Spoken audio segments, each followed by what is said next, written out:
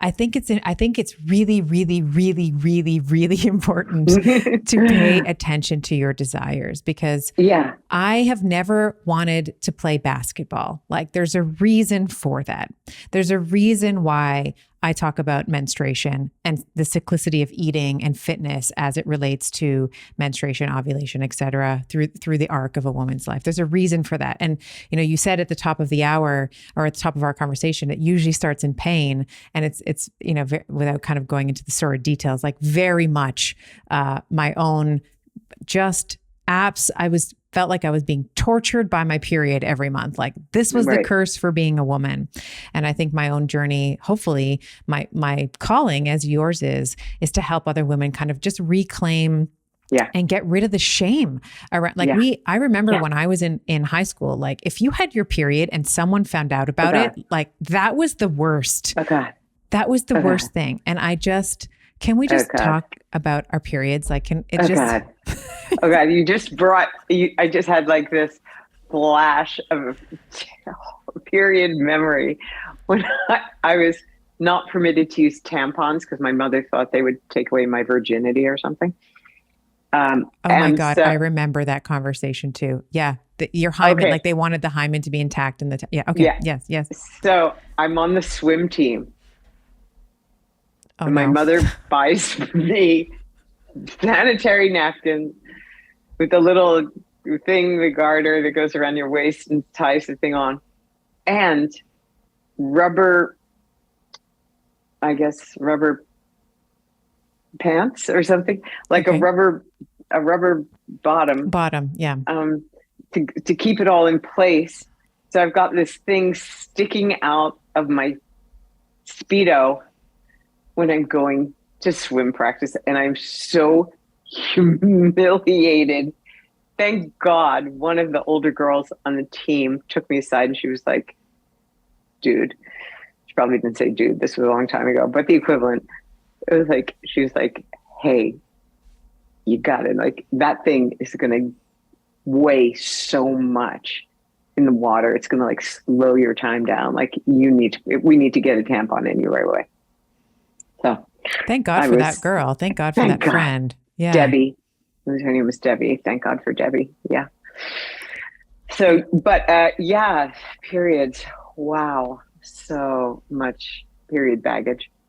I'm so glad that you are in service to women in this particular way. It is so important. It is so needed. It is so necessary. Oh man. Let's actually build on that a little bit with the shame conversation, because you have I believe you call it swamping, where this is another practice where we can become we'll say friends with, or become intimate with our rage. And I think being a woman, we are often taught, like, how are you? I'm great. We're never really allowed to express anger. We're called, oh, is it that time of the month? She's a crazy bitch. She's the angry Black woman. She's like all the tropes, right? How do we get in touch with our shame, our anger, our rage, and how do we alchemize it for a force for good? Ooh. First of all, I think I want to say that everything that we've talked about today, whether it's desires or, connecting to your pussy power, all of it is most effectively accomplished in a community of sisters. That's why I teach. My classes are primarily only women, because I believe in women. I believe in sistering. I believe in women connecting with women, especially around the topic of pleasure. We require sistering in all of those dimensions. We also require sistering in experiencing the full range of our emotional brilliance. It's my conviction that every single woman is 88 keys of the piano of emotional range. We have our darkness, our rage, our jealousy, our fury, our grief, the depth and breadth of our grief. We have the most, light tinkling of the keys of the piano of giggling and being in joy. We have the middle range of like not knowing quite how we're feeling today. And as women, we've been encouraged just to play middle C. How are you? Fine. Now, how are you doing today? Fine. How are you? Oh, I'm fine. But imagine if you actually answered that question with fullness. I'm frustrated as fuck today. No one would know what to do with you. Yes. Be like, really? Oh, I didn't mean to get involved. Like, oh, wow. As they slowly back out the door. Yeah, exactly. Yeah. So I have found like one of the most powerful things for women after they read, especially Pussy Reclamation, because I do a lot of swamping in there, or even when they do it as a book club and then they can practice swamping, or I actually run monthly swamps for free for anyone with something called a sisterhood series, because I think it's so important for a woman to connect into her emotional range. And what swamping is, it's a practice that you can do by yourself, but I don't recommend it. I think it's most effective with sisterhood, where a woman chooses to connect with her emotions. I mean, right now, can you think of one or two things you're pissed off about? Yes. Okay, there we go. Can you think of one or two things you're frustrated about? Absolutely. Yeah. Okay, there we go. Can you think of one or two things that you're sad about? Yes. Yeah. How about really pleased about? Yes, very pleased. Okay, there we go. Yes. So we are always everything. We are always everything. There's always something to swamp about. There's, all we have to do is think about Earth. And I just read today that the monarch butterfly is onward towards extinction. I don't know whether to rage about that or grieve about that, but I know I have to feel about that. And so what swamping is, it gives a woman a place and a space. How you do it, you gather with women on Zoom or live. And I like to put playlists, and I have lots of playlist suggestions.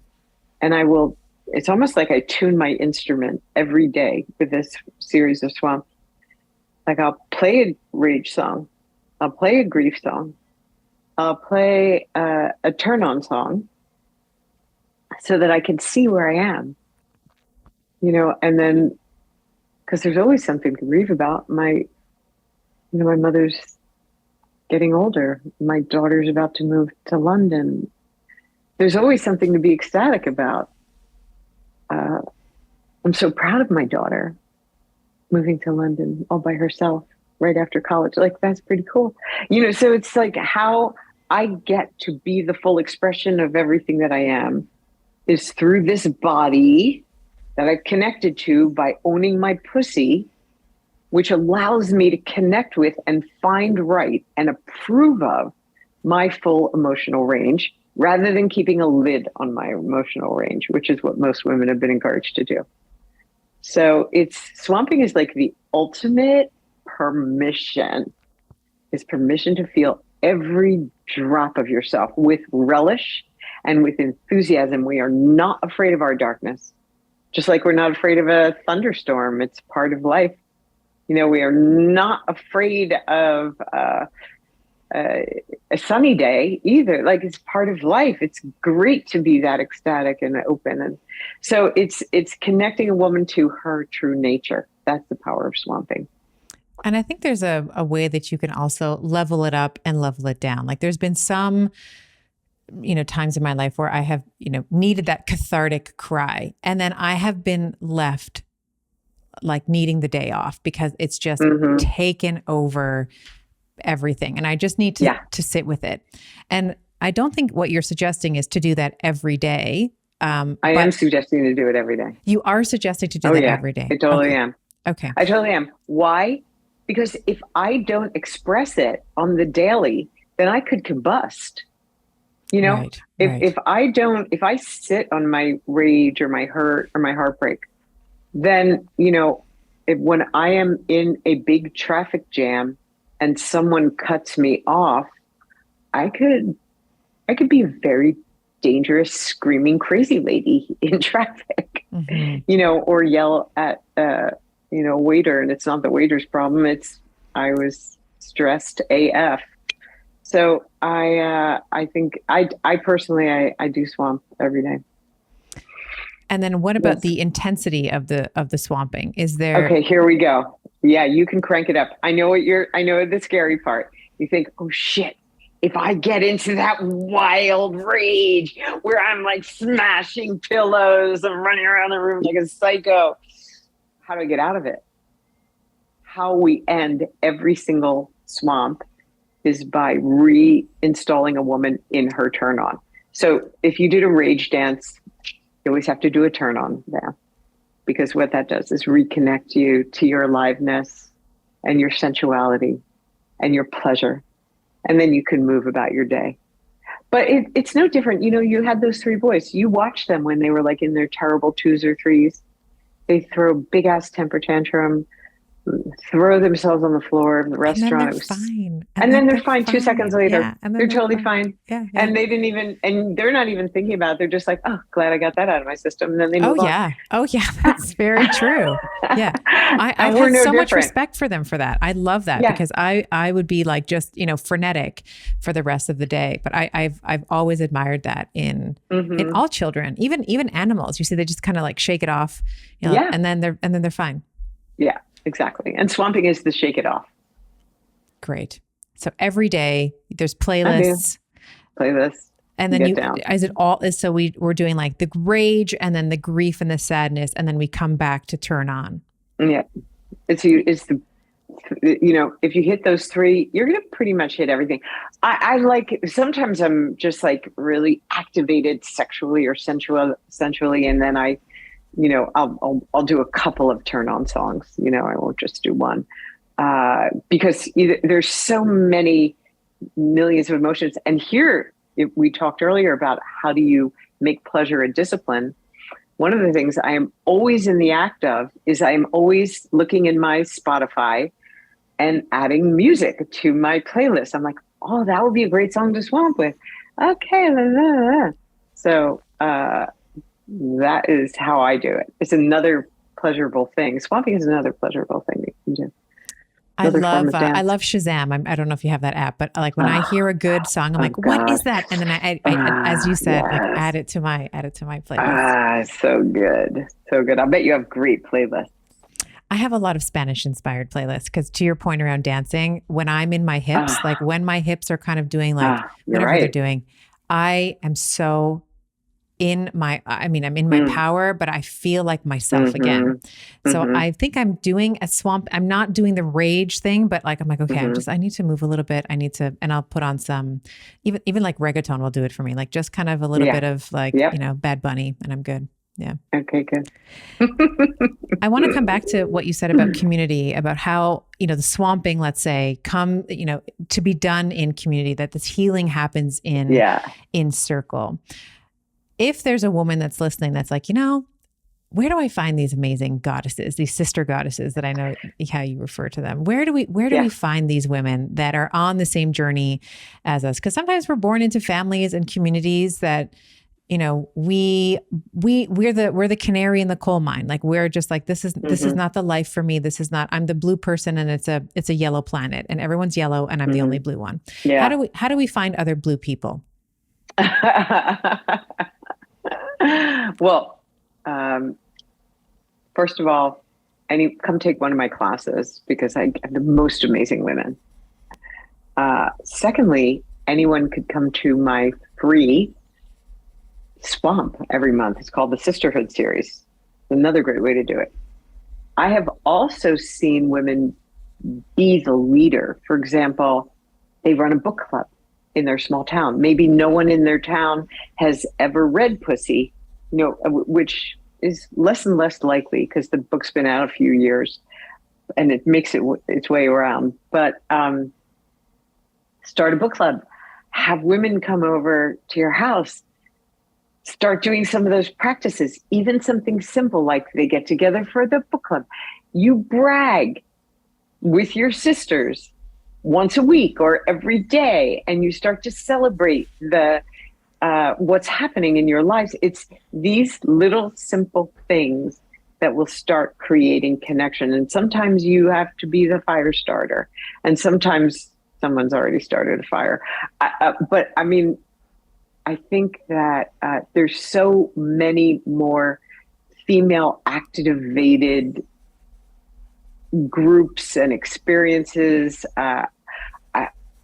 I notice in my friend groups or in my daughter's friend groups, they'll do like girls' nights out, where women will find so much nurturing and nourishment in one another's company. And then I think, let's say for someone to make sure, you know, when women gather, we want to circle around the bad news, because that's what our mothers and our did, or Yes. our friends taught us how to do. You know, Yes. we complain about our husbands, our jobs, our bosses, our kids. It's very easy to do. And I think that one thing that's really refreshing is being the instigator of pleasure in your friend group, and instigating bragging, or instigating gratitudes, or instigating flirtation, is instigating pleasure of any kind, instigating a dance break of any kind. That is so nourishing for the feminine soul.